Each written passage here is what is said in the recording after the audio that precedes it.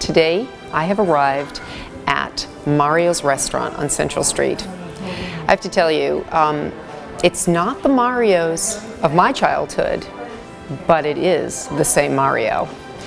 I remember Main Street, great big white restaurant, going there for gnocchi and meatballs.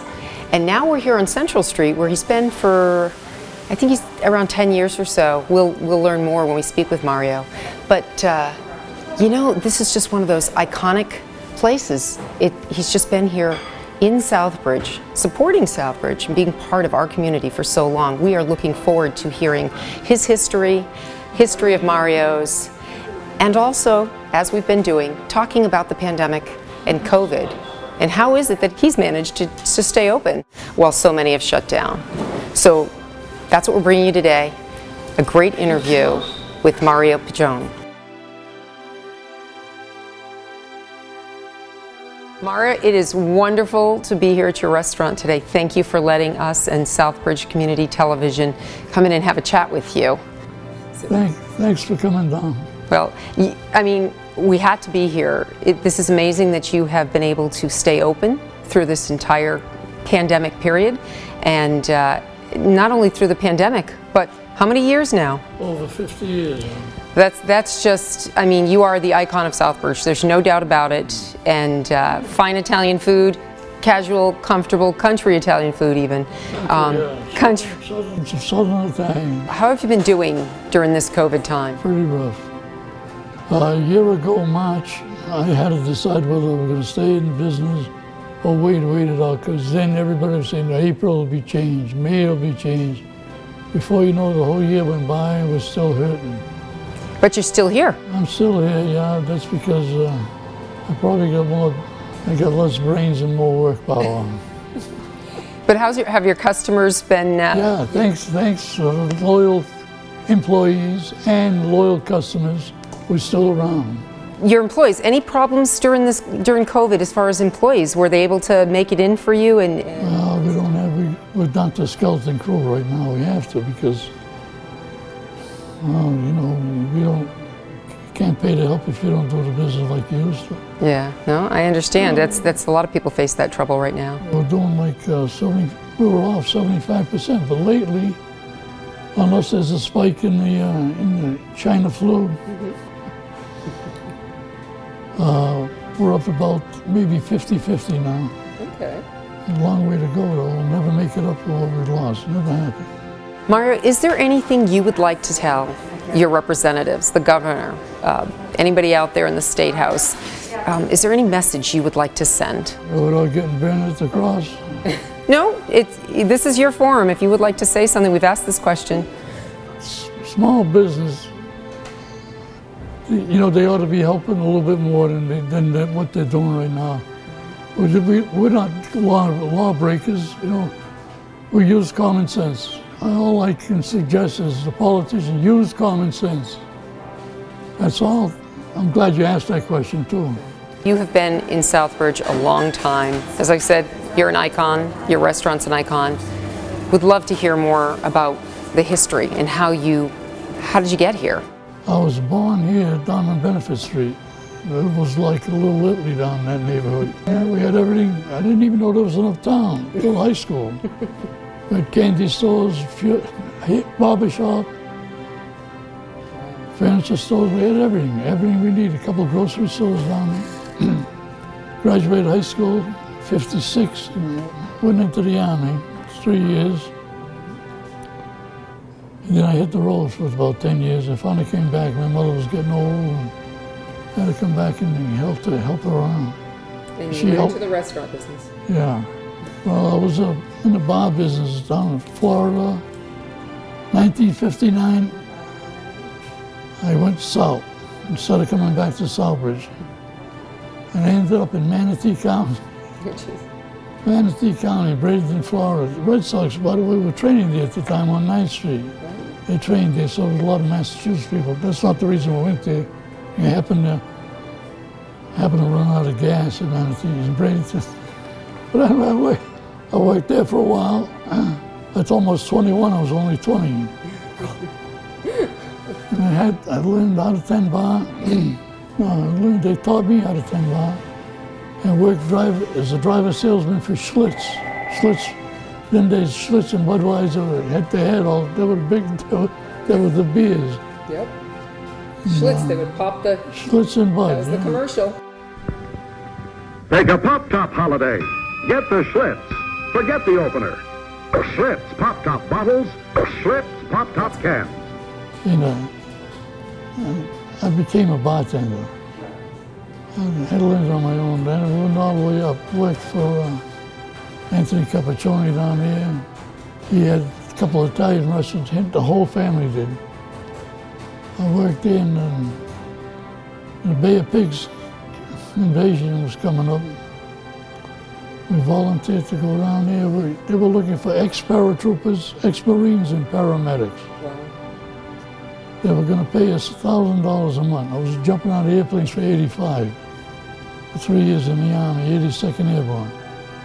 Officers were getting $100 jump pay, we were getting 55, and they taxed it. So anyway, to make a long story short, that fizzled out. We trained in Zephyr Hills, in Lake Okeechobee. It was me, and I met him at the Broadway bar that Tony Cappuccioni owned. It was right on US 41, the Tamiami Trail in Sarasota.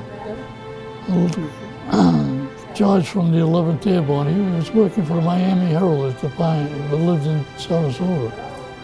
And another guy, we were trading, jumping out of airplanes in Zephyr Hills. And lucky for us, they called off the invasion at the Bay of Pigs. And in the meantime, all the good Cubans were coming over. I mean, the workers, man. They would come in and hold 2 jobs. They'd be doctors and pharmacists in Havana, and they'd come up and be bar boys, whatever they wanted. So we had a lot of Cuban customers, good people there too. They all went to Las Vegas then, because Havana was gone. Castro, Batista was a tough guy, man. You know, the Cubans were saying, they knock on the door in the middle of the night and you disappeared. Well, Castro was the same thing. They disappeared. So all them good Cubans, they didn't, they lost that opportunity, $1,000 a month, that was a lot of money. Bacardi Corporation, U.S. Sugar, and United Fruit were going to pay us the money. I guess the United States government was behind it, but no one knew it at the time. So we ended up in Las Vegas. That's been 9 casinos on the strip. That's a long time ago. Yes.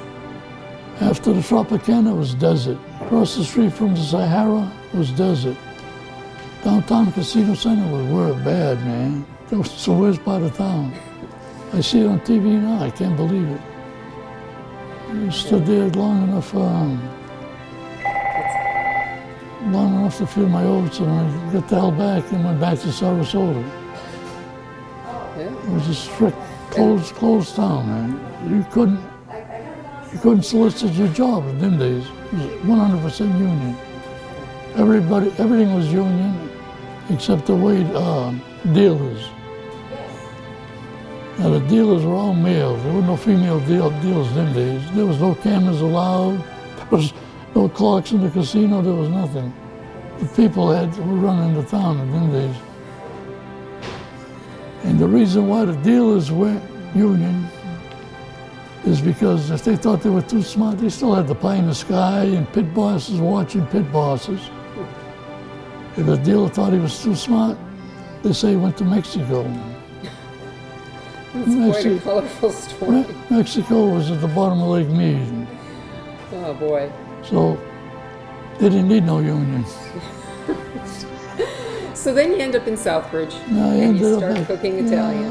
Yeah. And lucky for us, you're still here. Yeah, So we came back to town with Seminole's liquor, a beer and wine license. In them days, everybody had beer and wine in town. Man, there were beer joints everywhere, in every corner. We had 2 or 3 down the flat. And we started off with beer and wine, and I was thinking hopefully we'd turn it into a liquor license. Because that was my trade. Yeah. I didn't know nothing about cooking. I worked in Italian restaurants, but not as a cook. But I found out I sold my own thing. And on the beer truck, I learned a lot. That was the knowledge you get in this business you don't get in college. I can imagine. So now you're here, and you're still a hands-on operation. I mean, I've seen you in the kitchen prepping salad. You're pretty much everything. You have a chef now who does the main cooking for you? He's been with me 10 years, 12 years. What?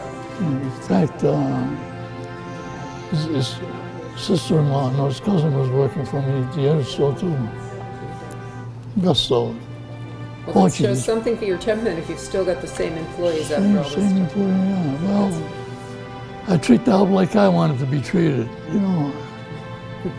So it's not like you didn't like the boss. You like the job, you didn't like the boss. You got to like the boss and the job. Absolutely. When do you open? Open Wednesday night, Thursday night, Friday night, and Saturday night, 4 to 8. 4 to 8, awesome. And you take reservations? Yeah, we take reservations. Sometimes, right now, it's helpful. Yeah. Well, how many can you seat here right now? Do you know how many tables can you usually put together? Right now, we're down about 35, 40 people. Okay. Normally, we see 66, 62 we used to see. We've both been vaccinated, and we're staying at least our 3 feet apart. Almost everybody here been vaccinated too. Cousin Anna, the cooks have, I have. We got both shots so far. But I will say that you have your mask signs on the door, and when people come in here, everyone is masked appropriately. So I appreciate that. We're following the COVID rules here. So. By the way, your liquor board decided not to charge us $1,000 renewal fee. So that's saying real something good. Yes, really appreciate that. It went through as support through the subcommittees and then to the council, and they can't make decisions like that. They did support not charging. So hopefully that helps some. Yeah, so that you get the help from the town hall, it's one good thing. Exactly. So, well. Thanks for coming down. You're welcome. Thanks for having us. We'll see you soon. Ciao.